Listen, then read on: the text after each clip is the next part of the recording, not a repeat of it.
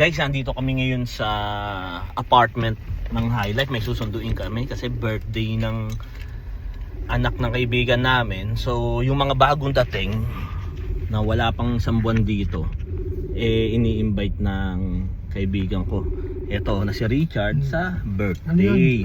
Contestant siya, dating contestant ng tawag ng tanghalan. Oh, talaga. Pakakantayin natin siya. So, eto na susunduin namin. 31-3. Ayan.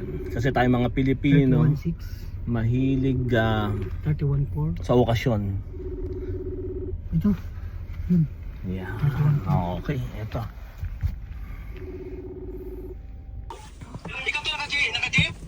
Oh, jeep tsaka itong Kia Sportage. Kia.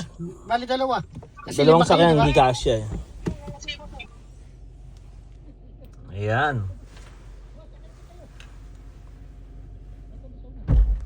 Oh, diyan ka to. Welcome. Hello. Dalawa lang sila? Lasing na yung kasama niya eh. Maiksi.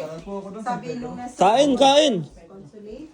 Sabi niya, ang tipid naman ang pangalan mo. Bible school. Pagdating sa akin ng Kain. sabi niya, binawi mo. Huwag akong gigamit. Palit ticket, sundo sila. Ipon ako. O ya, bago lang may bakasyon ka naman. Nagdabaw mo. Nagulong ako. Ano na yun, totally deductible na. I mean, pero wala, hindi na tayo napapagod. Bayaran mo na namin. Picture lang ako. Picture ha. Picture ha. 1, 2, picture. Video naman yan. Video pala, sorry. Pinangarap mo ba yung makapunta rito? Pangarap pa namin yung lugar ng Canada eh. Ayun. Kaya thank you Canada. Thank you High Life. For the path you give. Ayun ang masarap pakinggan. Yung gobyerno po talaga kasi sa Pilipinas, yung gobyerno ng Pilipinas ngayon talagang iba. Walang kwenta. So, pinangarap mo talaga mag-Canada. Ayan, narinig ka ni Lord. Ngayon, nandito ka na. Tagal ko din nantay eh.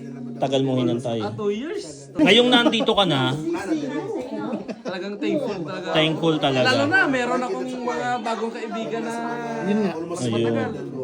Kasi yung habol talaga po namin, yung advice. Pasok na si Mosawa.